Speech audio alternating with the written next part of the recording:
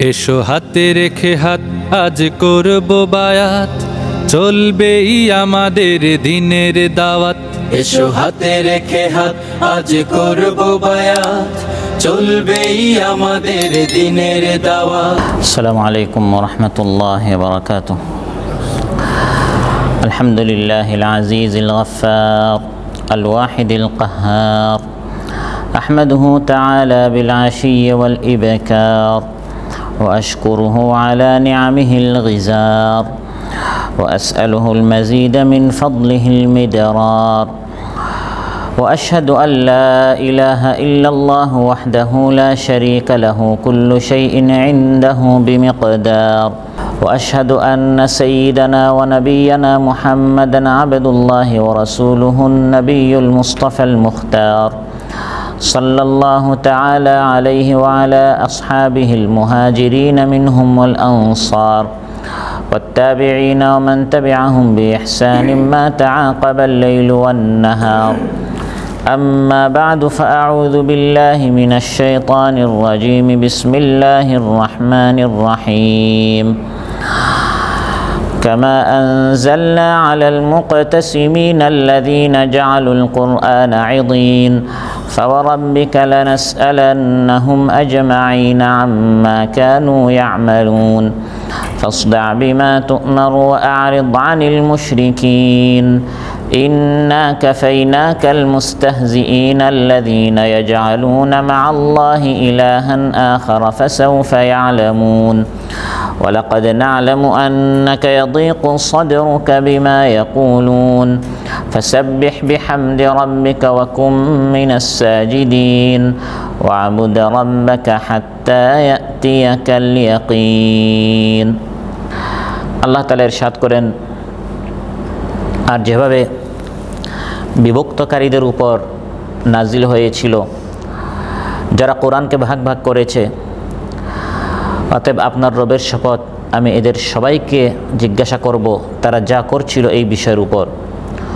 অতএব আপনি যা আদিষ্ট হয়েছেন তা আপনি প্রকাশ্যে প্রচার করুন, আর মুশরিকদের থেকে আপনি মুখ ফিরিয়ে নেন। আর আমি আপনাকে বিদ্রূপকারীদের বিষয়ে আপনার জন্য আমি যথেষ্ট, যারা আল্লাহর সাথে মিথ্যা মাবুদ স্থির করে অতি শীঘ্র তারা জানতে পারবে।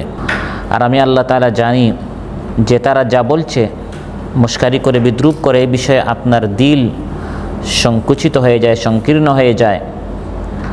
অতএব আপনার রবের হামদের সাথে আপনি তার তাসবিহ পাঠ করুন, আর সাজদাকারীদের মধ্যে আপনি শামিল হন, আর মৃত্যু পর্যন্ত আপনার রবের ইবাদত করে যান।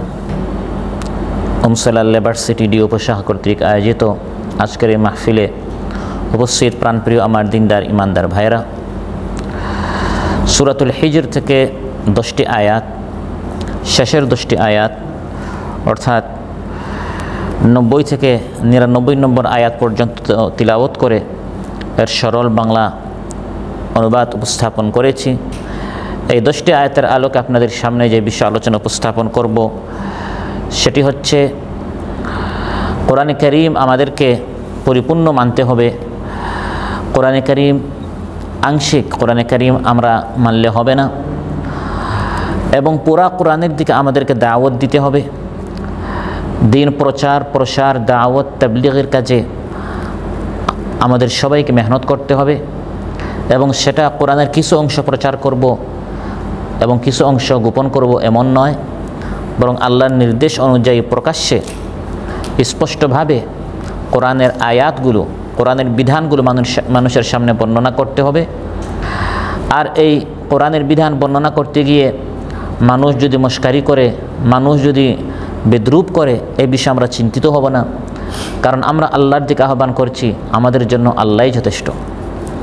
অতএব মৃত্যু পর্যন্ত এই রাস্তার উপর অটল থাকতে হবে, আর বিদ্রূপকারীদের বিদ্রূপ শুনে মনটা সংকুচিত না করে বরং রবের উপর ভরসা করে আমাদেরকে আল্লাহর সাথে সম্পর্ক বৃদ্ধি করতে হবে, তার তাসবিহ পাঠ করতে হবে, নামাজের মাত্রা বাড়িয়ে দিতে হবে, আল্লাহর সাথে সম্পর্ক বৃদ্ধি করে তাকে ডাকা, তাকে আহ্বান করা, তাকে স্মরণ করা, তখন আল্লাহ সুবহানাহু ওয়া তাআলা বিদ্রুপকারীদের জন্য আমাদের যথেষ্ট হয়ে যাবেন। এসব বিষয়ে আপনাদের সামনে আলোচনা উপস্থাপন করব ইনশাআল্লাহ।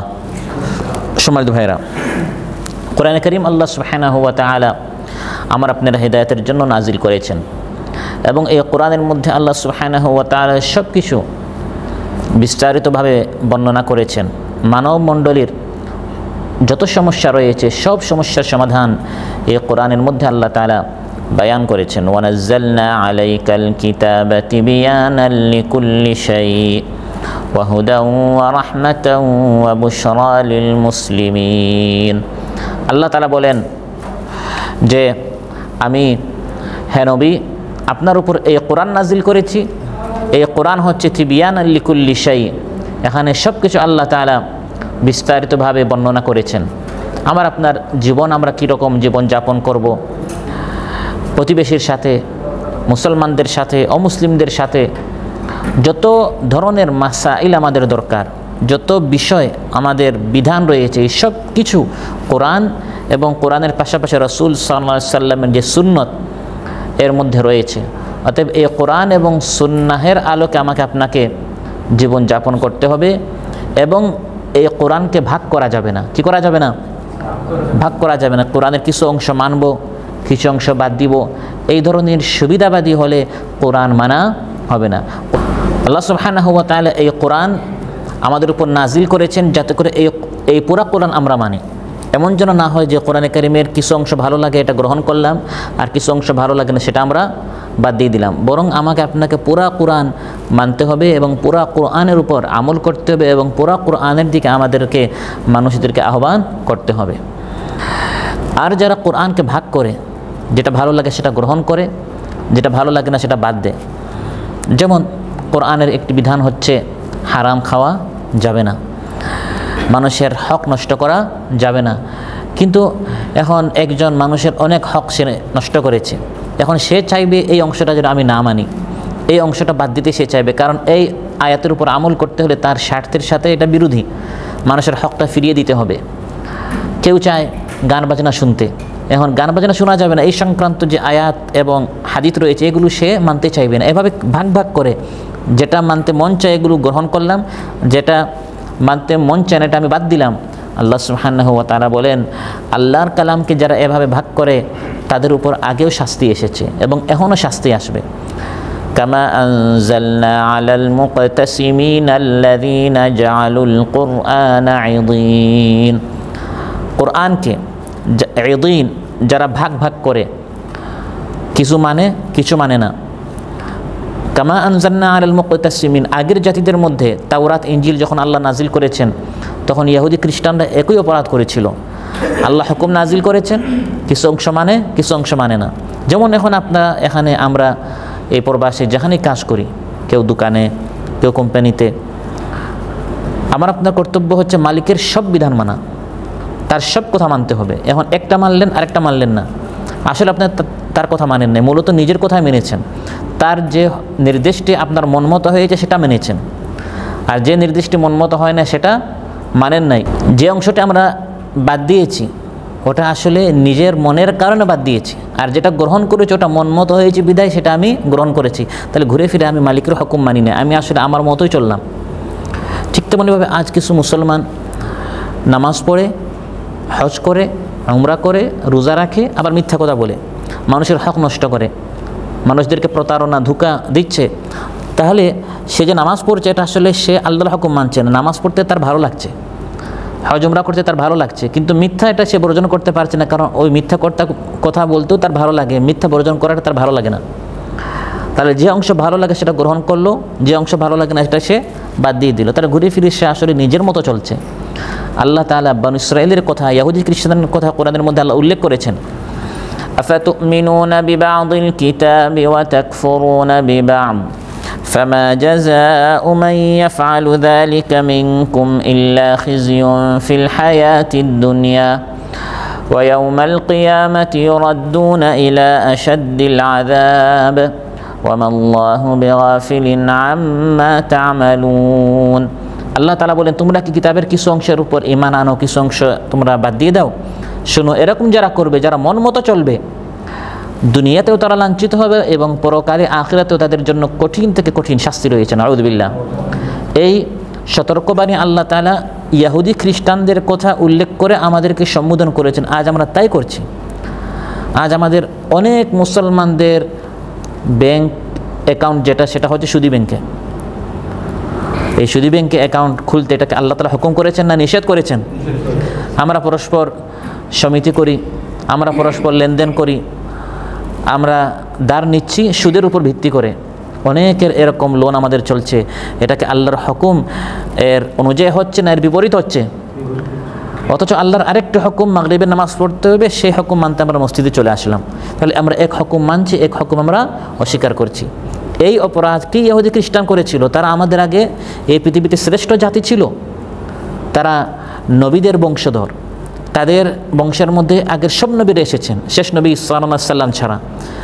এত শ্রেষ্ঠ মর্যাদা হওয়ার পরেও তারা নিকৃষ্ট হয়েছে কেন? আজ তারা মাগদুবি আলাইহিম ওয়ালাদ-দাল্লিন হয়েছে কেন? আর আমরা কুনতুম খায়রা উম্মাতিন, আল্লাহ আমাদেরকে বানিয়েছেন শ্রেষ্ঠ জাতি কেন? কারণ তারা এই অপরাধ করেছিল। তাওরাত, ইনজিল, জাবুর এই কিতাবগুলো আল্লাহ তাদেরকে দিয়েছিলেন, কিন্তু তারা পুরাটা মানে নাই।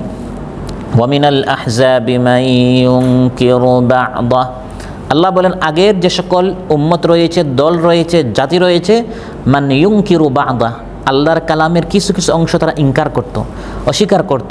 তারা দেখতো এটা মানতে গেলে আমার স্ত্রী রাগ করবে, আমার বাবা মা রাগ করবে, আমার ফুফু রাগ করবে, আমার খালা রাগ করবে, সমাজ রাগ করবে, মানবিমান হবে। এই সবার মন রক্ষা করতে করতে আমরা দেখা যায় আল্লাহর হুকুম আমরা মুসলমানরাই জবাই করি, আমরা মুসলমানরাই আল্লাহর হুকুম লঙ্ঘন করি। তারপর বলি জেহাদ জেহাদ জেহাদ চাই। জেহাদ আপনি করবেন কার বিরুদ্ধে? নিজে তো আমরা কি নাই, ঠিক না? আগে আমাদেরকে আল্লাহর পুরা হুকুম মানার জন্য তৈয়ার হতে হবে। আগে নিজের বিরুদ্ধে কি করতে হবে? জিহাদ করতে হবে। আগে নিজের বিরুদ্ধে আন্দোলন সংগ্রাম করে পুরা কোরআন মানার জন্য, আল্লাহর পুরা কালাম মানার জন্য আগে আমাদেরকে প্রস্তুত হতে হবে। অন্যথায় কোরআনের মধ্যে আল্লাহ বলেন কামা আনজালনা আলাল মুক্তাসিমিন, হে আল্লাহ, হে হাবিব সাল্লাল্লাহু আলাইহি সাল্লাম, এদেরকে শুনিয়ে দেন ইন্নী আনান নাযীরুল মুবিন কামা আনজালনা আলাল মুক্তাসিমিন, আমি স্পষ্টভাবে তোমাদেরকে সতর্ক করছি হে আমার উম্মত, যে আল্লাহ তাআলা আগের জাতিদের আল মুক্তাসিমিন, যারা কোরআনকে কিসমা ভাগ ভাগ করেছে, আল্লাহর তাওরাত, ইনজিল ইত্যাদি কালামগুলোকে যারা ভাগ ভাগ করে তাদের পছন্দ মতো কিছু গ্রহণ করেছে, পছন্দ হয় না বাদ দিয়েছে, তাদেরকে আল্লাহ যেভাবে ধ্বংস করেছেন, আল্লাযীনা জাআলুল কুরআনা আযীন, যারা কোরআনকে ভাগ করবে, কিছু অংশ গ্রহণ করবে, কিছু অংশ বাদ দিবে, আনান নাযীরুল মুবিন, আমি নবী তোমাদের সবাইকে সতর্ক করছি। আগের জাতিদেরকে আল্লাহ যেভাবে লাঞ্ছিত, অপমানিত, অপদস্থ করেছেন, তোমাদেরকে আল্লাহ তাআলা সেভাবে লাঞ্ছিত, অপমানিত, অপদস্থ করবেন। মহানবী সাল্লাল্লাহু আলাইহি সাল্লামের জবানের মাধ্যমে কোরআনে কারিমে আল্লাহ তাআলা আমাদেরকে যে সতর্ক করলেন সেটা আজ বাস্তবে হচ্ছে। আজ আমরা লাঞ্ছিত, অপমানিত এজন্য হচ্ছি যে কোরআনটা আমরা ভাগ ভাগ করে নিয়েছি। ব্যক্তি, পরিবার, সমাজ, রাষ্ট্রের সবাই, ব্যক্তি হিসাবেও আমরা কিছু মানি, কিছু বাদ দিই। পর্দা মানি না, ইসলামী লেনদেন আমরা মানি না, কবিরা গুনাহ আমরা বর্জন করতে চাই না, সগীরা গুনাহে আমরা রাত দিন লিপ্ত আছি, যা ইচ্ছা তা দেখছি, শুনছি, ভাবছি। আবার কখনো কখনো গিয়ে মসজিদে আমরা আল্লাহর সামনে সাজদাও করছি। তার পুরো হুকুম বিধান না মানার কারণে দেখা যাচ্ছে আমরা মনচাহে জিন্দেগি করার কারণে আজ মুসলমানরা পৃথিবীতে, আল্লাহ বলছেন খায়রা উম্মাতিন, শ্রেষ্ঠ জাতি, কিন্তু আল্লাহর হুকুম না মানার কারণে আজ বাস্তবে আমরা নিকৃষ্ট এবং সবচেয়ে অপদস্থ, অপমানিত জাতি আজ আমরা হয়েছি। অথচ আল্লাহর হুকুম কি ছিল? হে ঈমানদারেরা, ইয়া আইয়ুহাল্লাযীনা আমানু দুখুলু ফিস-সিলমি কাফা, হে ঈমানদারেরা পরিপূর্ণভাবে ইসলামের মধ্যে প্রবেশ করো। কতটুকু প্রবেশ করব? আংশিকভাবে প্রবেশ করলে হবে না, অর্ধেক প্রবেশ করলে হবে না, 10 ভাগের 1 ভাগ, 9 ভাগের 1 ভাগ এরকম প্রবেশ করলে হবে না। উদখুলু ফিস-সিলমি, আল্লাহ তাআলা বলেন ইসলামের মধ্যে, আল্লাহর আনুগত্যের মধ্যে পরিপূর্ণভাবে প্রবেশ করতে হবে। আল্লাহর বিধান কিছু মানলাম, আর কিছু আরেকজনেরটা আমি কেন মানব? কেন আমি আরেকজনের যেটা মানতে যাচ্ছি সেই সমস্যার সমাধান কি কোরআনের মধ্যে নাই? সেই সমস্যার সমাধান কি রাসূল সাল্লাল্লাহু আলাইহি ওয়াসাল্লাম সুন্নতের মধ্যে নাই? যে আমি আরেকজনের কাছ থেকে আমার রাজনীতিটা শিখব, বা অর্থনীতিটা আমি তার কাছ থেকে গ্রহণ করব, বা আমার লেনদেনটা কীভাবে হবে, আমার পরিবার নীতি কীভাবে হবে, আরেকজনের কাছ থেকে শেখার আমার প্রয়োজন কি, নেওয়ার প্রয়োজন কি? আমার ইসলামের মধ্যে, আমার কোরআনের মধ্যে তো বিস্তারিতভাবে আল্লাহ সব কিছু বর্ণনা করে দিয়েছেন। সুবহানাল্লাহ। আফাগাইরাল্লাহি আবতাগি হাকামান ওয়া হুয়াল্লাযী আনজালা ইলাইকুমুল কিতাবা মুফাসসালা, আল্লাহ তাআলা বলেন, হে নবী আপনি বলুন, আমি আল্লাহকে বাদ দিয়ে আরেকজনের হুকুম, আরেকজনের বিধান আমি কেন গ্রহণ করব? অথচ কোরআনের মধ্যে আল্লাহ সব কিছু বলে দিয়েছেন। তাহলে কোরআনের মধ্যে সব আছে। এই পুরো কোরআন আমাকে আপনাকে কী করতে হবে? গ্রহণ করতে হবে। কিছু কোরআনের মানব, আর কিছু আমি ইহুদিদের কাছ থেকে, আরেকটু খ্রিস্টানদের কালচার, যার কাছে যেটা ভালো লাগে সেটা গ্রহণ করলাম। এই ধরনের যাদের কথায় কাজে গোলমিল থাকে, মুনাফিকি চরিত্র যাদের রয়েছে, কোরআন পরিপূর্ণ না মেনে মন মতো চলে, এরা কখনো খাঁটি ইমানদারও হতে পারবে না। এবং আল্লাহর যে ওয়াদা ইমানদারদেরকে আল্লাহ বিজয় করবেন, সেই বিজয়টা কখনো কশ্চিনিকারও তারা দেখতেও পারবে না। আমি আপনি এই কোরআন পরিপূর্ণ মানছি কিনা, এবং পরিপূর্ণ এই কোরআনের দিকে আমরা মানুষদেরকে দাওয়াত দিচ্ছি কিনা, পরিপূর্ণ এই কোরআন আমরা প্রচার করছি কিনা, আর যাদেরকে আমরা দাওয়াত দিচ্ছি তারা এই পুরা কোরআন মানার জন্য চেষ্টা করেছে কিনা। আল্লাহ তাআলা বলেন, আদালতে আখিরাতে আল্লাহর কাঠগড়ায় সবাইকে দাঁড়াতে হবে, এবং আল্লাহ তাআলা এই প্রশ্নটি আমাদের সবাইকে করবেন। পরিস্থিতি কত ভয়াবহ, কঠিন মুহূর্ত হবে কিয়ামতের দিন। আল্লাহ কসম করে বলছেন, শপথ করে বলছেন, আমি একটি কালাম নাজিল করেছি, এই কালাম, এই বিধান যারা প্রচার করছে তারা মেনেছে কিনা, এবং তারা পুরাটা প্রচার করেছে কিনা, আর যাদের নিকট পৌঁছানো হয়েছে তারা এই পুরা কোরআন মেনেছে কিনা। যে উদ্দেশ্যে আমি তাদেরকে সৃষ্টি করেছি, আমি আল্লাহর ইবাদত তারা পরিপূর্ণভাবে করেছি কিনা। কিয়ামতের দিন প্রত্যেককে অবশ্যই আমি আর প্রশ্ন করবই করব। فَوَرَبِّكَ لَنَسْأَلَنَّهُمْ أَجْمَعِينَ عَمَّا كَانُوا يَعْمَلُونَ। আল্লাহ তাআলা বলেন, আল্লাহর কসম করে হে নবী আমি বলছি, আল্লাহ নিজে কসম করছেন, হে নবী আপনার রবের কসম। অথচ আল্লাহর কসম শপথ করার কোনো কি নেই, প্রয়োজন নেই। আল্লাহর সব কথাই তো সত্য, কিন্তু বিষয়টি এত গুরুত্বপূর্ণ যে কিছু মানুষ কোরআনকে ভাগ করে নিবে, কিছু গ্রহণ করবে, কিছু বাদ দিবে।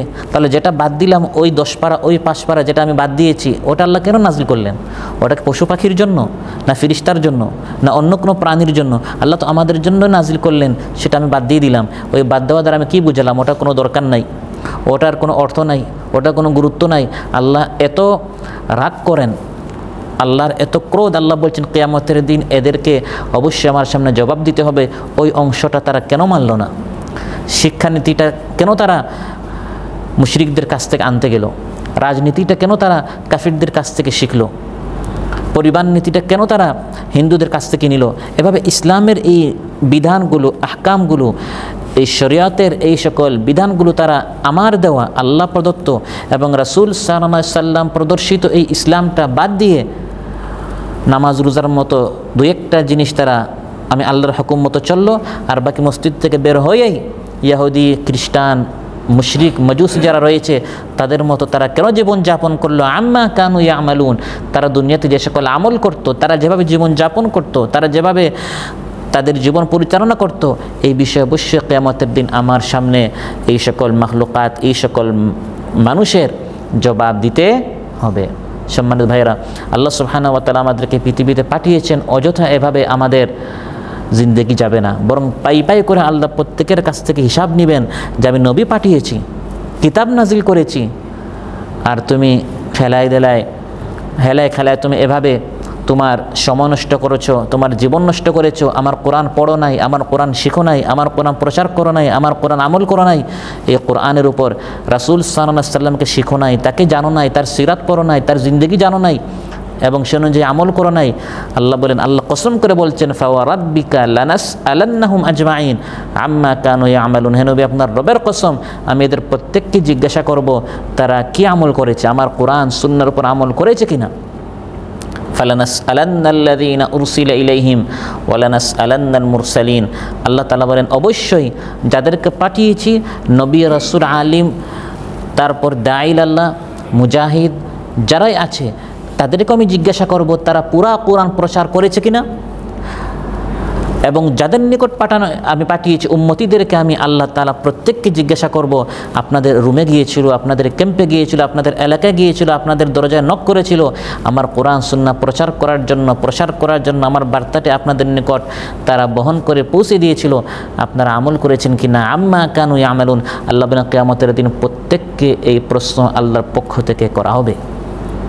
প্রিয় ভাইরা, এই যে আল্লাহ তাআলা জবাবটি জানতে চাইবেন, তখন আমি কোরআন পড়েছি কিনা, কোরআন বুঝেছি কিনা, কোরআন আমল করেছি কিনা, এবং কোরআনের দিকে আমি অন্যান্যদেরকে আহ্বান করেছি কিনা, কোরআন প্রচার প্রসার দাওয়াতি কাজে আমি সময় ব্যয় করেছি কিনা, যাতে করে কিয়ামতের দিন আমরা বাঁচতে পারি। সেজন্য এই দুনিয়ার এই যে আল্লাহ তাআলা আমাদেরকে হায়াত দিয়েছেন, জিন্দেগি দিয়েছেন, এই জিন্দেগিতেই আমাদেরকে চেষ্টা করতে হবে কোরআন পুরাটাই শিখার জন্য, পড়ার জন্য চেষ্টা করতে হবে। পুরাটা যদি নাও শিখতে পারে, আল্লাহকে এটা বলতে পারবো, হে আল্লাহ আমি শিখার জন্য চেষ্টা করেছিলাম।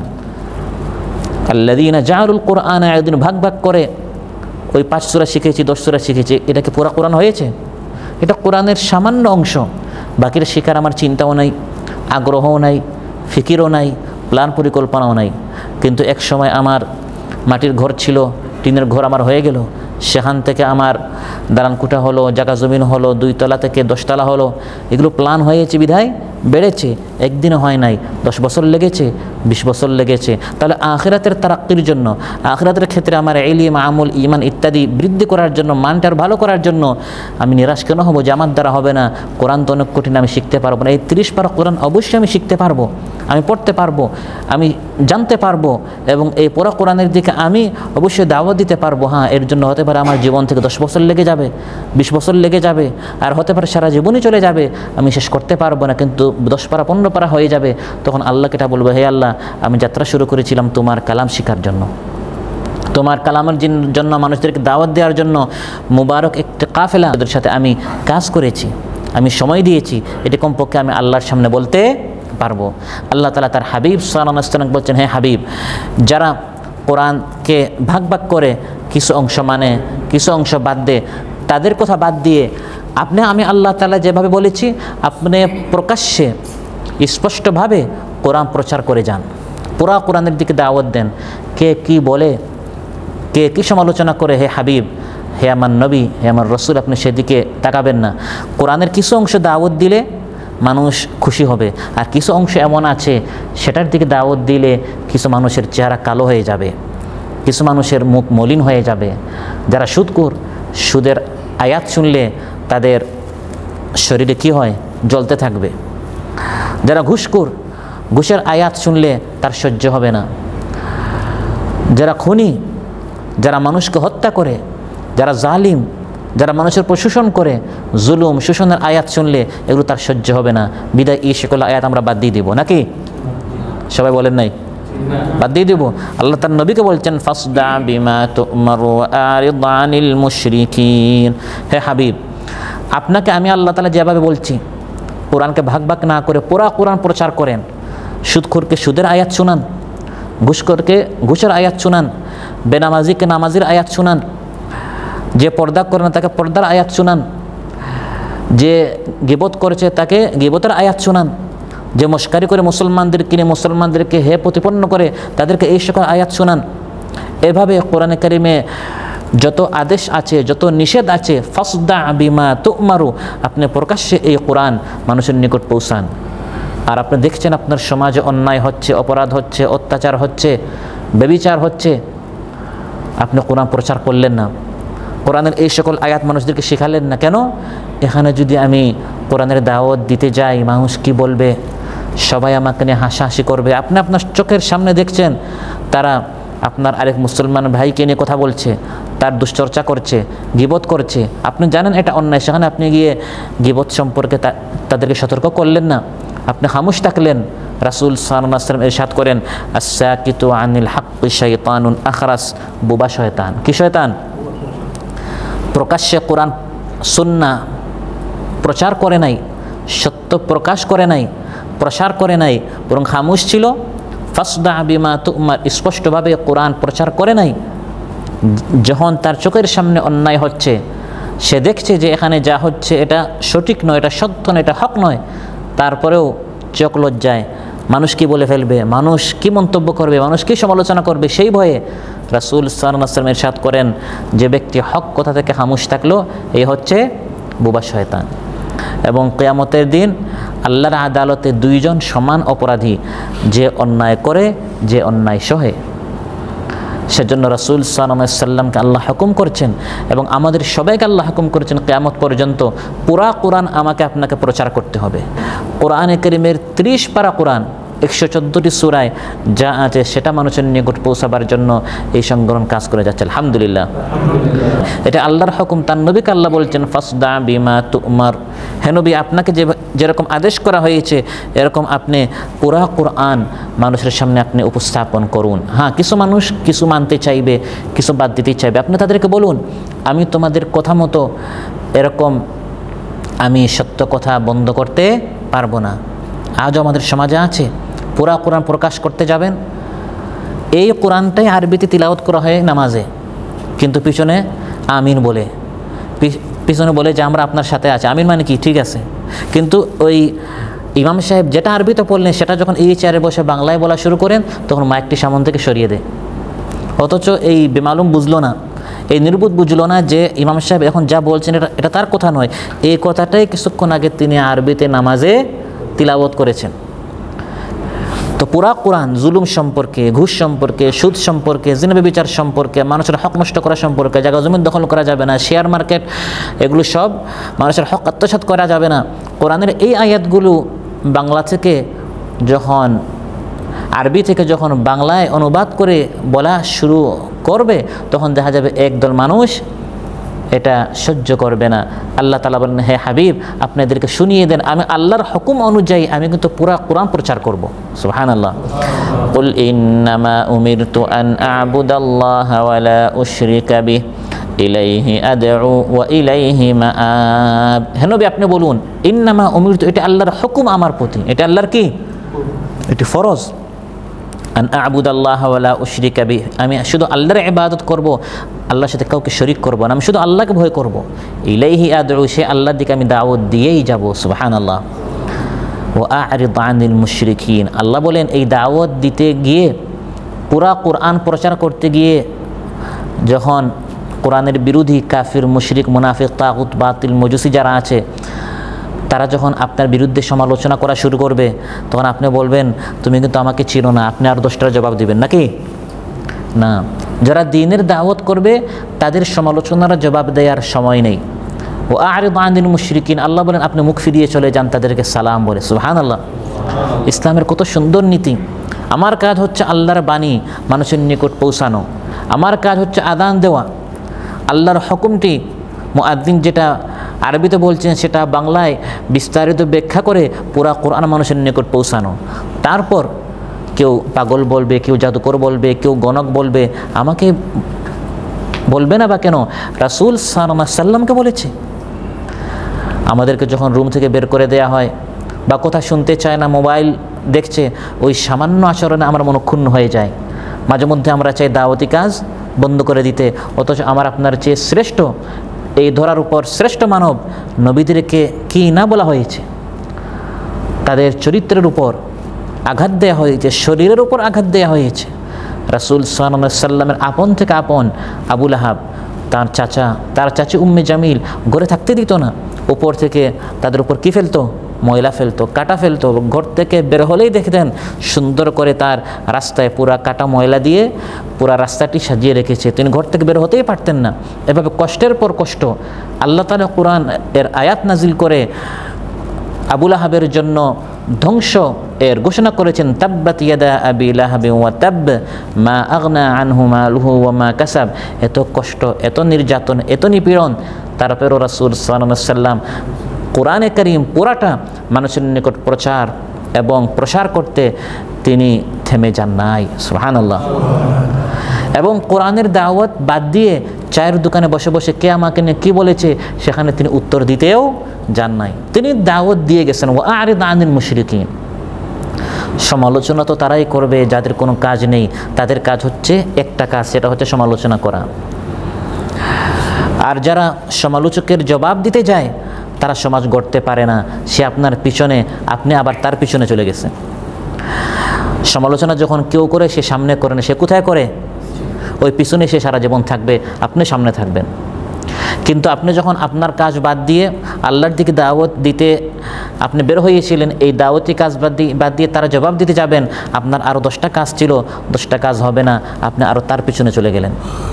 সেজন্য আলোচ্যত আল্লাহ বলছেন, হাবিব প্রকাশ্যে আমি আল্লাহর দিকে দাওয়াত দিতে যান, দিতেই থাকেন, এবং আপনি এই সকল কাফির মুশরিক যারা আছে, যারা কোরআনের পুরা দাওয়াত যাদের সহ্য হয় না, তাদের স্বার্থের কারণে প্রতিমার বিরুদ্ধে আয়াত নাজিল হোক, ভাস্কর্যের বিরুদ্ধে, মূর্তির বিরুদ্ধে, এটা মূর্তি পূজক, ভাস্কর্য পূজক, প্রতিমা পূজক, এটা তাদের কি হয় না, সহ্য হয় না। কবর পূজা, মাজার পূজায় যারা লিপ্ত, তাদের কাছে এগুলো সহ্য হয় না। পর্দাহীনতায় যারা লিপ্ত আছে, তাদের নিকট পর্দার আয়াত কি হয় না, সহ্য হয় না। তারা আপনার সমালোচনা করবেই, তারা খুঁজে খুঁজে আপনার দোষ বের করবে। এজন্য আপনি আবার তার দোষ খুঁজে বের করবেন না। আপনার কাজ হচ্ছে আমি আল্লাহর বাণী পৌঁছানো। তার দোষ আপনি খুঁজতে যাবেন, বের করতে যাবেন। আপনার কাজ ছিল আরও 10 রুমে গিয়ে দিনের দাওয়াত দেওয়া। ওই আরও 10টা রুম, 20টা রুমের মানুষ আপনার দাওয়াত থেকে মাহরুম হয়ে যাবে। وعباد الرحمن الذين يمشون على الأرض هونا وإذا خاطبهم الجاهلون قالوا سلاما। আল্লাহ তাআলা বলেন, যখন জাহিলরা কথা বলে, সমালোচনা করে, তখন আল্লাহর প্রিয় বান্দারা জবাব না দিয়ে সালাম করে তারা সেখান থেকে কেটে পড়ে। আমি বের হয়েছি আল্লাহর দাওয়াত দেওয়ার জন্য। মানুষ আমার সমালোচনা করলে আল্লাহ বলেন, হে হাবিব, আপনি সমালোচকের জবাব দিয়েন না, আমি আল্লাহ তাআলা আপনার জন্য যথেষ্ট, আমি এর জবাব দিচ্ছি। সুবহানাল্লাহ। আপনি যখন জবাব দিতে যাবেন, তখন আল্লাহর সাহায্যটা আপনার উপর থেকে চলে যাবে। আর যখন বিষয়টা আল্লাহর উপর ছেড়ে দিবেন, তখন আপনার পক্ষ থেকে জবাবটা, প্রতিশোধটা কে নেবেন? ইন্না কাফাইনাকাল মুস্তাহজিইন আল্লাযীনা ইয়াজআলুনা মা'আল্লাহি ইলাহান আখারা ফাসাউফা ইয়ালামুন। আল্লাহ তাআলা বলেন, হে হাবিব, আপনি কোরআন প্রচার করুন, সুন্নাহ প্রচার করুন, প্রসার করুন, দাওয়াত দেন, তাবলীগ করেন, তালিম করেন। আর পিছনে কে কী বলছে সেদিকে আপনার তাকানোর কোনো প্রয়োজন নেই। আমি আল্লাহ কিন্তু আছি, আমি সব দেখছি, আপনার জন্য আমি যথেষ্ট। সুবহানাল্লাহ। আজও যারা দ্বীন কায়েমের আন্দোলনে যারা মেহনত করছে, সংগ্রাম করছে, এই ধরনের আন্দোলনরত এক ছেলেকে, মাত্র 16 বছরের বয়স, সোহানের ঘটনা আপনারা পেপার পত্রিকায় পড়েছেন, দ্বীনের কাজ করার অপরাধে, দ্বীন প্রচার প্রসার করার অপরাধে, ইসলামী আন্দোলনের কর্মী হওয়ার অপরাধে তার চোখকে উপড়ে দিয়েছে, তাকে গুম করেছে। তার পরিবারের লোকেরা তার প্রতিশোধ নিতে পারে নাই, বদলা নিতে পারে নাই। কিন্তু আল্লাহ তাআলা নিজে যথেষ্ট হয়ে, আল্লাহ বলেন, ইন্না কাফাইনাকাল মুস্তাহজিইন, হে হাবিব, আপনি আমার দ্বীনের কাজ করবেন, আপনার জন্য আমি যথেষ্ট। কিয়ামত পর্যন্ত যারা দ্বীনের কাজ করবে, কোরআনের কর্মী হবে, তাদের জন্য কে যথেষ্ট? আল্লাহ তাআলা যথেষ্ট হয়ে। সেই দিন সোহানের মা এবং তার পরিবারের লোকেরা এমপি আনারের নিকট তারা আবদার করেছিল, আমরা শুধু তার দেহটা চাই, তাকে একবার আমরা দেখতে চাই। আর আজ এই জালিমকে আল্লাহ তাআলা এমনভাবে টুকরো টুকরো করিয়েছেন যে তার পুরা শরীরের মাংস আজ খুঁজে পাওয়া যাচ্ছে না। সর্বশেষ খবর পাওয়া গেছে যে ড্রেনে পাওয়া গেছে কয়েক টুকরো, তাও শিওর না এগুলো তার মাংস কিনা। লাঞ্ছিত, অপমানিত আল্লাহ করেছেন। এতটুকু পর্যন্ত সোহানের মা করতে পারতো না, কিন্তু বিষয়টা আল্লাহর উপর ছেড়ে দেওয়ার কারণে আল্লাহ এই দুনিয়াতেই পরকালের আগে কতটুকু না লাঞ্ছিত, অপমানিত করেছেন। আর সেই আবুল আহাব, যে রাসূল সাল্লাল্লাহু আলাইহি ওয়াসাল্লামের রাস্তায় এভাবে কাটা ফেলতো, লাশটি এত দুর্গন্ধ হয়েছে, তার ছেলেরা পর্যন্ত তাকে কবরে নিতে তারা আগ্রহী ছিল না। শেষে তারা লম্বা লম্বা লাঠি এনে এভাবে কুচা দিয়ে দিয়ে তাকে সেখান থেকে উঠিয়ে কোনো রকম তারা মাটিতে ফেলে, উপরে তারা মাটি দিয়ে মনে হচ্ছে একটা বোঝা, একটা ময়লা আবর্জনা সেখানে তারা ফেলে এসেছে। লাশ এত দুর্গন্ধ হয়েছে যেটাকে আমরা বলি যে জানাজাও নসিব হবে না। যখন আলিমুল আমাদের পক্ষ থেকে বারবার বলা হয়, আল্লাহর দ্বীনের বিরুদ্ধে যদি আপনি কাজ করেন, এমনভাবে আপনার মৃত্যু হবে যে আপনার কী নসিব হবে না। অনেকে তখন হাসাহাসি করে, তো আমার জানাজা নাই হোক, সমস্যা কি? অনেক নাস্তিক, অনেক ইসলাম বিরোধী তারা এই সকল কথা বলে। আজ আল্লাহ এটা দেখিয়ে দিয়েছেন, সে আবুল আহাবের যেমন জানাজা হয় নাই, আজও নামধারী মুসলমান যারা ইসলামের বিরুদ্ধে কাজ করেছে, তার জানাজা কি হবে? তার শরীরটাও তো আপনার খুঁজে পাওয়া যাচ্ছে না, একটা গোশতও আপনার মানে খুঁজে পাওয়া যাচ্ছে না। দ্বীনের বিরুদ্ধে কাজ করলে এবং আল্লাহ তাআলা যদি ফাইলটা নিজে হস্তক্ষেপ করেন যে আমি এর প্রতিশোধ নিব, যে আমার ইসলামী আন্দোলনের যারা কর্মী রয়েছে তাদের পায়ে গুলি টিকিয়ে তাদেরকে কি করা হয়েছে? চিরতরে পঙ্গু করা হয়েছে, গুম করা হয়েছে, গুলিবিদ্ধ করা হয়েছে, এলাকা থেকে বের করে দেওয়া হয়েছে। এবং পেপার পত্রিকায় এসেছে কত অসংখ্য নিরপরাধ নির্দোষ ছেলেদেরকে খুন করেছে, এগুলো এমপি আনার নিজেও জানে না। তার বাহিনীদের কাছে ওই হিসাব নেই কত মায়ের কুল অন্যায়ভাবে তারা কি করেছে, খালি করেছে।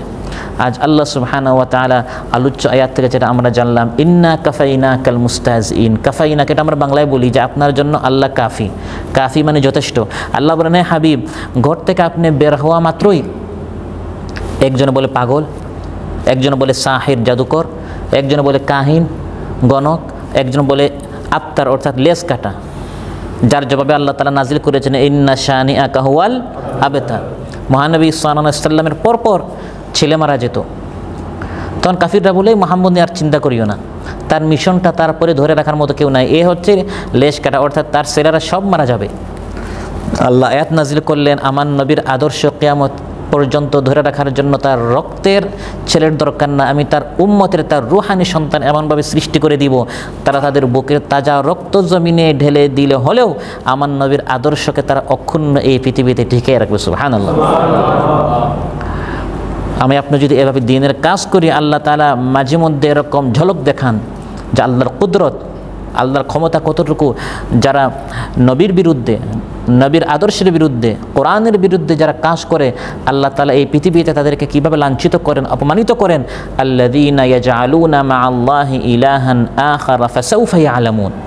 আল্লাহ বলেন, যারা আল্লাহর সাথে শরীক স্থাপন করে, আল্লাহ বলেন শুধু আল্লাহর হুকুম চলবে, তারা বলে না আল্লাহর সাথে আরেকজন আমরা বিধানদাতা চাই, আরেকজন আমরা আইনদাতা চাই। মুশরিকরা যেরকম আল্লাহকে বাদ দিয়ে অন্যের হুকুম মানত, ঠিক তেমনিভাবে আজ আমাদের সমাজে কথিত অধিকাংশ মুসলিমদের এই অবস্থা। শুধু মসজিদে আল্লাহর হুকুম মানে, আল্লাহ যেভাবে বলেছেন এভাবে রুকু করে, এভাবে সাজদা করে, কিন্তু মসজিদ থেকে বের হয়ে শিক্ষা ব্যবস্থায় আল্লাহর হুকুম বাদ দিয়ে আল্লাহর দেওয়া শিক্ষা তারা বাদ দিয়ে দেয়।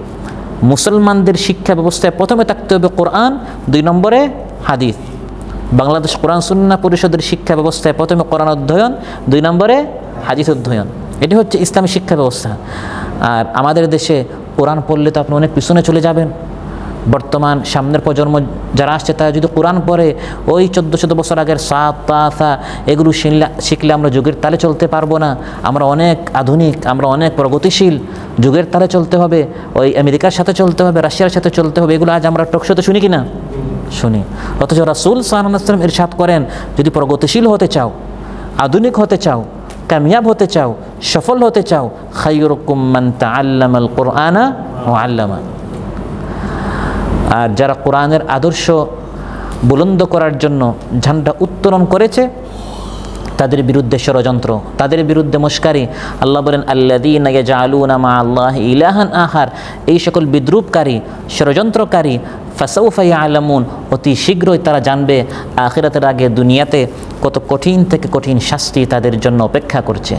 প্রিয় ভাইরা, এই আয়াত থেকে যেটা আমরা শিখলাম, জানলাম, এর অন্যতম একটি হচ্ছে যারাই দিনের কাজ করবে তাদের বিরুদ্ধে ষড়যন্ত্র হবেই, হাসাহাসি হবেই, মস্কারি হবেই, বিদ্রূপ করা হবেই।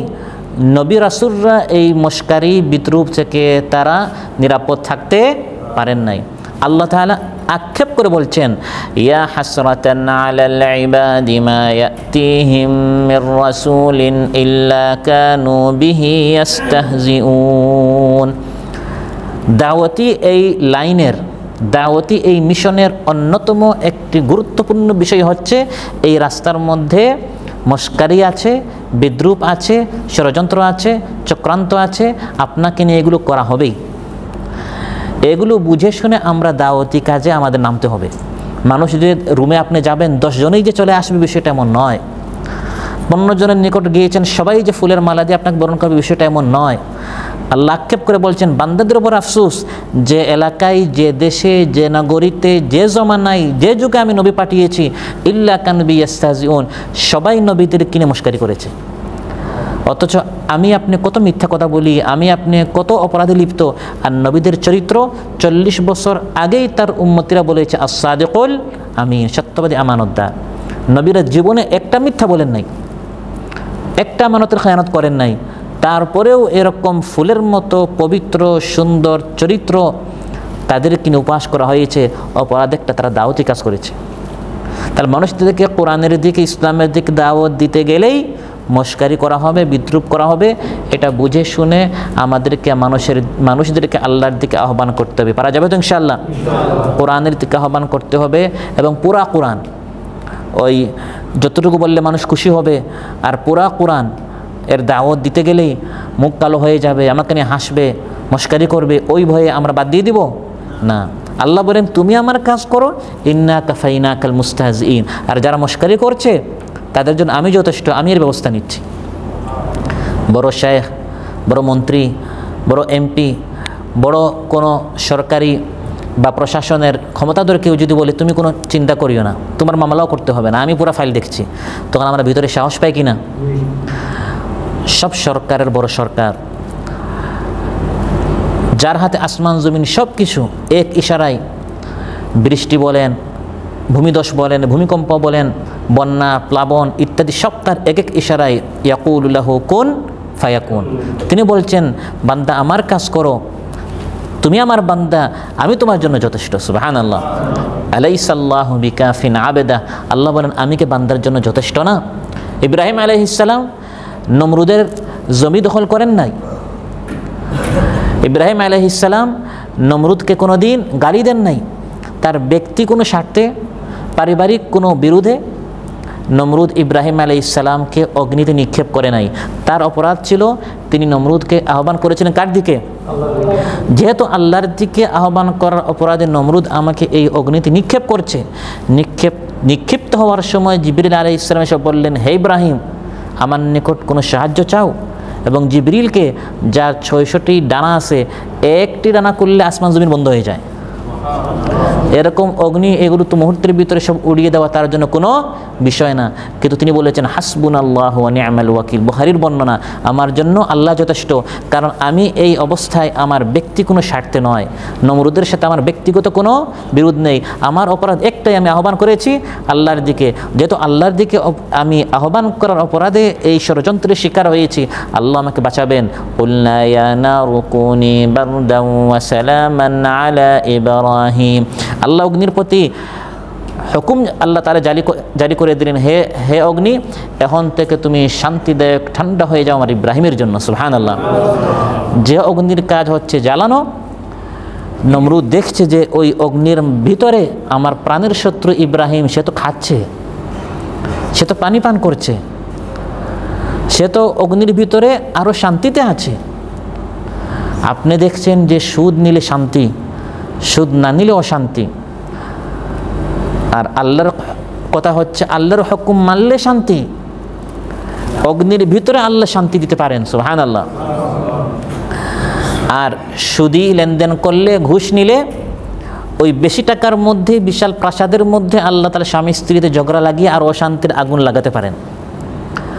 তাহলে ইব্রাহিম আলাইহিস সালাম আল্লাহর হুকুম মানার কারণে, আমরা বাহ্যিকভাবে দেখছি অগ্নির কাজ হচ্ছে জ্বালানো, তিনি আল্লাহর হুকুম মানার কারণে ওই অগ্নিকে আল্লাহ তাআলা শান্তিদায়ক ঠান্ডা বানিয়ে দিলেন। সুবহানাল্লাহ। অতএব যারা আল্লাহর দিকে আহ্বান করবে আমাদেরকে জানতে হবে যে আমি যখন কোরআনের দিকে আহ্বান করব, এই পথটি কুসুমাস্তীর্ণ নয়, কণ্টকাকীর্ণ, এটা ফুল দ্বারা বিছানো নয়। এখানে কাটা আছে, এখানে ঝুঁকি আছে, এখানে হাসাহাসি আছে, এখানে বিদ্রুপ আছে। তখন মিশন বাদ দেওয়া যাবে না।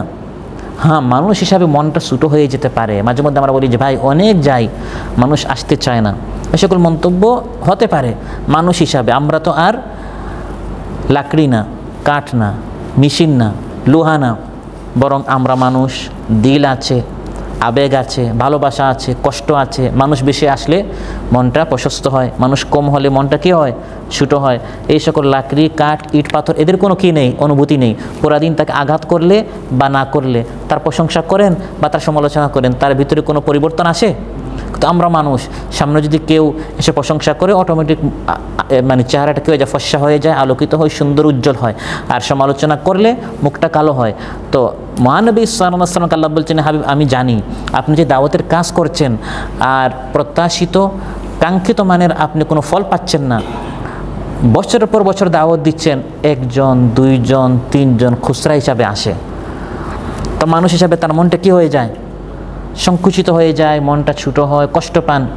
আল্লাহ বলে দিচ্ছেন হে হাবিব তখন আপনি কি করবেন?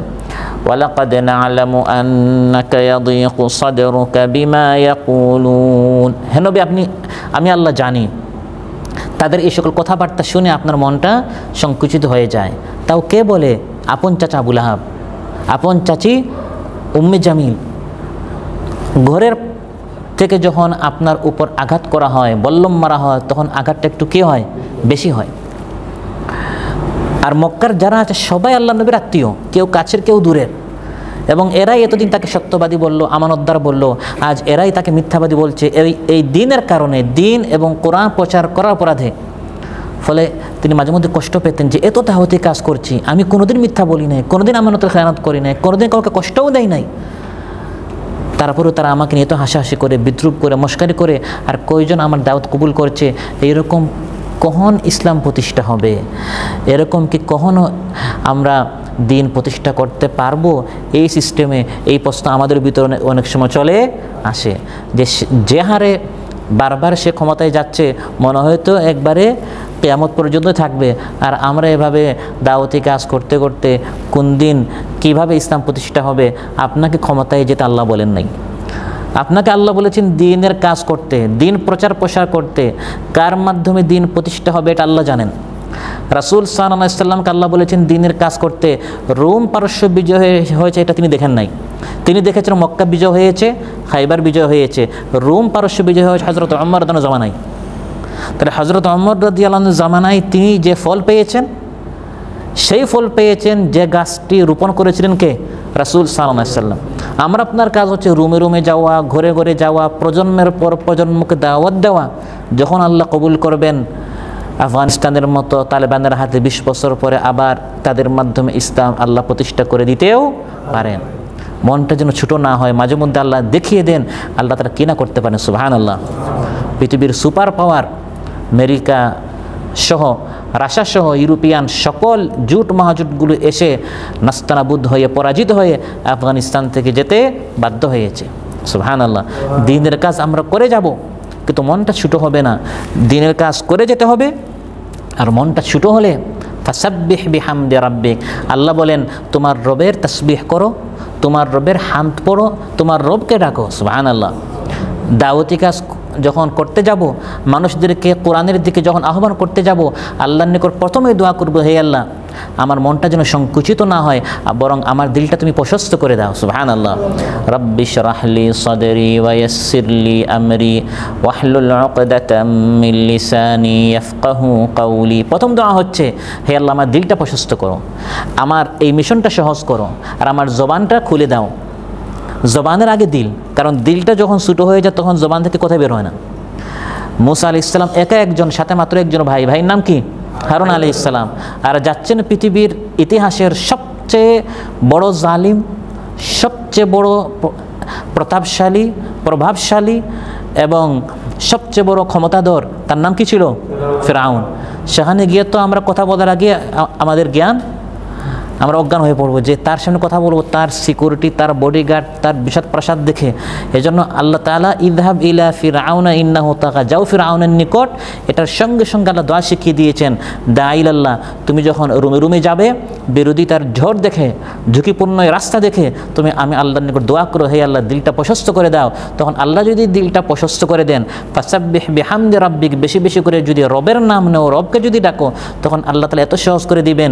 যেরকম মহানবী সাল্লাল্লাহু আলাইহি সাল্লামকে আল্লাহ গোটা বিশ্ববাসীর জন্য পাঠিয়েছেন, তার দিলটা আল্লাহ প্রশস্ত করে দিয়েছেন। আলাম নাশরাহ লাকা সাদরাক। সুবহানাল্লাহ। আল্লাহ বলছেন হাবিব আমি আপনার দিলটা কি করে দিয়েছি? প্রশস্ত করে দিয়েছি। তিনি শুধু এই উমসালা লেবার্সিটির জন্য আসেন নাই, ওয়ামা আরসালনাকা ইল্লা রাহমাতাল লিল আলামিন, গোটা বিশ্ববাসীর জন্য, কালো সাদা, বড় ছোট, ধনী গরিব, রাজা প্রজা, সবার নিকট তিনি দায়ী হিসাবে এসেছেন।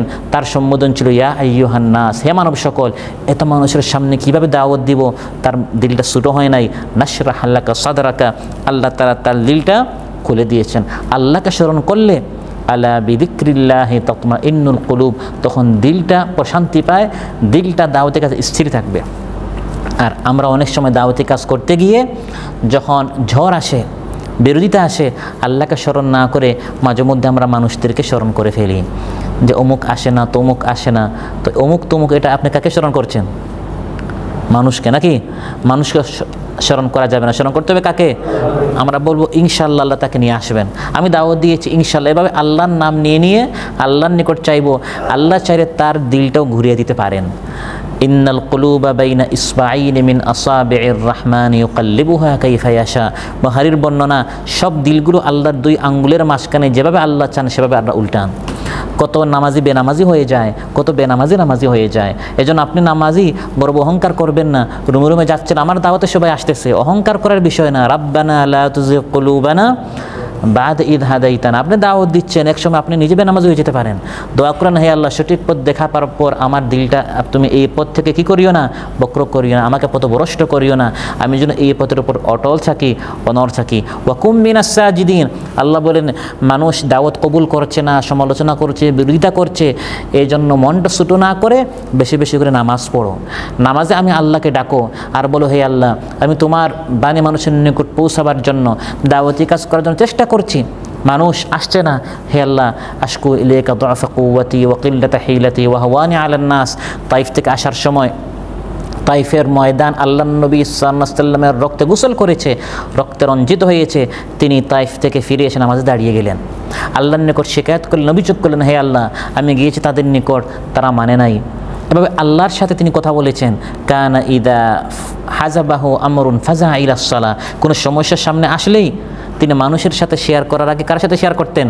ওয়া কুম মিনাস সাজিদিন। সাজিদায় গিয়ে আল্লাহকে বলতেন, হে আল্লাহ দাওয়াত দিচ্ছি, তুমি তার দিলটা প্রশস্ত করে দাও, তুমি তাকে হিদায়াত দাও। আমি তার নিকট 5 বার গিয়েছি, ভাইটা আসতে চাচ্ছে না, আল্লাহ চাইলে তাকে নিয়ে আসতে পারেন। আর মুস্তাহজিইন, বিদ্রুপকারীদের বিদ্রুপ দেখে, ষড়যন্ত্রকারীদের ষড়যন্ত্র দেখে কখনো থামা যাবে না, এই মিশন বন্ধ করা যাবে না।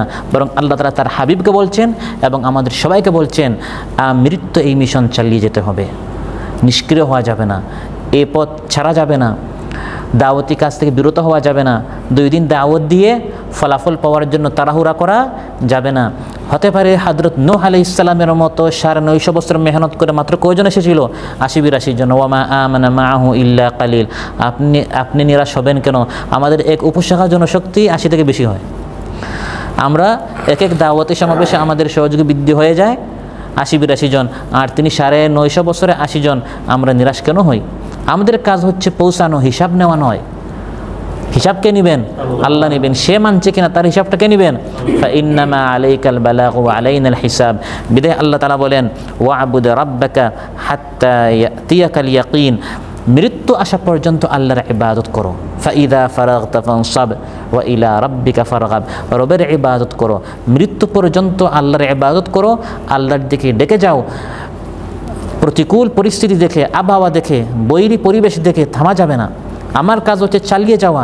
বিজয় আসবে কিনা, হেদায়ত মানুষের হবে কিনা, এটা আমার কাজ নয়। আমার কাজ শুধু মানুষদেরকে ডাকা। সহিহ মুসলিমে এসেছে, রাসূল সাল্লাল্লাহু আলাইহি ওয়াসাল্লাম ইরশাদ করেন, উরিদাত আলাইয়াল উমাম ফারাআইতুন নাবিয়্যা ওয়া মাআহুর রাজুল ওয়ান নাবিয়্যু ওয়া মাআহুর রাজুলান ওয়ান নাবিয়্যু ওয়া লাইসা মাআহু আহাদ। আমার সামনে আগের নবীদের এবং উম্মতিদেরকে আমার সামনে পেশ করা হয়েছে টিভির মতো। আল্লাহ নবীর সামনে পর্দা সরিয়ে তিনি দেখলেন, সুবহানাল্লাহ, এটা একটা মুআজিজা ছিল।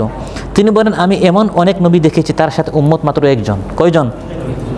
এরকম নবী দেখেছি উম্মত 2 জন, এরকম নবী দেখেছি ওয়ালাইসা মাআহু আহাদ, তার সাথে 1 জনও নাই। তিনি দাওয়াত দিয়ে গেছেন, তার জনশক্তি বৃদ্ধি 1 জনও হয় নাই। তাহলে দাওয়াতি কাজ আমাদেরকে দিতে হবে। মানুষ আসছে না, মানুষ বসে না, মানুষ শুনে না। মানুষ হিসাবে আমাদের দিলটা কখনো কখনো ছোটো হতে পারে, ব্যথিত আমরা হতে পারি। একটা কাজ করে যখন মানুষ ফল পায় না, কষ্ট পায়। কিন্তু আপনি ফল পাচ্ছেন না বিষয়টা কিন্তু এমন নয়, আপনার সওয়াব চালু আছে। সে আসলেও লাভ, না আসলেও লাভ। সে আসলে আপনার দ্বিগুণ সওয়াব হবে, সে যত আমল করবে সমান সওয়াব আপনি পাবেন। আর পাশাপাশি আপনি দাওয়াতি কাজের সওয়াবটা পেলেন। আর না আসলেও লাভ, আপনি আপনার সওয়াবটা পেয়েছেন। এবং কিয়ামতের দিন মা'যিরাতান ইলা রাব্বিকুম, আল্লাহ যখন প্রশ্ন করবেন দাওয়াত আপনি পৌঁছেছেন কিনা, আপনি বলবেন, হে আল্লাহ আমি আমার দায়িত্বটা পালন করেছি। সম্মানিত ভাইয়েরা, আজকের এই আলোচনা থেকে যেটা আমি আপনি জানলাম সেটি হচ্ছে, আমাকে আপনাকে পুরা কুরআন পড়তে হবে, পড়ার চেষ্টা করতে হবে, বুঝার চেষ্টা করতে হবে এবং পুরা কোরআনের দিকে মানুষদেরকে দাওয়াত দেওয়ার জন্য আমাদেরকে চেষ্টা করতে হবে। কোরআনের কিছু অংশ পড়ব, জানব, আর যেগুলো ভালো লাগে বা সমাজের কাছে প্রিয়, মানুষের কাছে প্রিয়, শুধু এগুলো প্রচার করব। কিছু তাসবিহ, তাহলিল, নামাজ, রোজার মাসাইলই শেষ। কিন্তু ইসলামের রাজনীতি, ইসলামের অর্থনীতি, ইসলামের শিক্ষানীতি, এই সকল বিষয়গুলো বললেই সংঘর্ষ হয়ে যাবে, অনেকের মুখ কালো হয়ে যাবে, অনেকের সমালোচনার শিকার হয়ে যাব। এই জন্য ওই আয়াতগুলো পড়বও না, জানবও না, দাওয়াতও দিব না। এই ধরনের মুসলমান কিয়ামতের দিন আল্লাহর সামনে পার পাবে না। আমাকে আপনাকে পুরা কোরআন পড়ার চেষ্টা করতে হবে, পুরা কোরআন শেখার চেষ্টা করতে হবে, আর 30 পারা কোরআনের দিকে আহ্বান করার জন্য আমাদের চেষ্টা করতে হবে। ফাসদা বিমা তুমার, আল্লাহ বলেন এই দাওয়াত গোপনে গোপনে না, প্রকাশ্যে দাওয়াত দাও।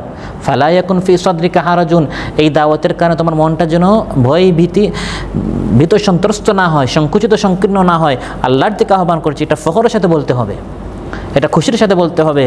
আমি কোনো মানুষের এজেন্ট না, আমি কোনো দুনিয়ার কোনো দলের আমি দালাল না, আমি আল্লাহর পক্ষ থেকে এসেছি, আমি কোরআনের কর্মী। সুবহানাল্লাহ, আমি আল্লাহর দিকে আমি দাওয়াত দিচ্ছি।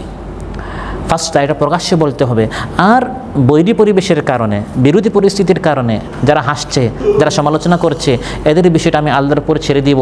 মাঝে মধ্যে আল্লাহ তাআলা তার ক্ষমতার ঝলক আমাদেরকে দেখান, দু একটা দেখিয়েছেন, ভবিষ্যতে আরও দেখাবেন। আমাকে আপনাকে আল্লাহর উপর সবর করে, তাওয়াক্কুল করে দিনের কাজ করতে হবে। আল্লাহ সুবহানাহু ওয়া তাআলা আমাদের সবাইকে তৌফিক দান করুন। দাঈ হিসাবে, আল্লাহর দিকে আহ্বানকারী হিসাবে আল্লাহ তাআলা আমাদের সবাইকে তৌফিক দান করুন। কোরআন যেন আমরা পড়তে পারি, কোরআন যেন আমরা শিখতে পারি, কোরআন যেন আমরা আমাদের জীবন সঙ্গী হিসাবে আমরা গ্রহণ করতে পারি। আল্লাহ তাআলা তৌফিক দান করুন। আমরা যেন কোরআন শিখে, কোরআন বুঝে, কোরআনের প্রচারক আমরা হতে পারি। আল্লাহ তাআলা এভাবে আমাদের জীবনটা ধন্য করুন। আসসালামু আলাইকুম ওয়া রাহমাতুল্লাহি ওয়া বারাকাতুহু। এসো হাতে রেখে হাত আজ করব বায়াত, চলবেই আমাদের দিনের দাওয়াত। এসো হাতে রেখে হাত আজ করব বায়াত, চলবেই আমাদের দিনের দাওয়াত।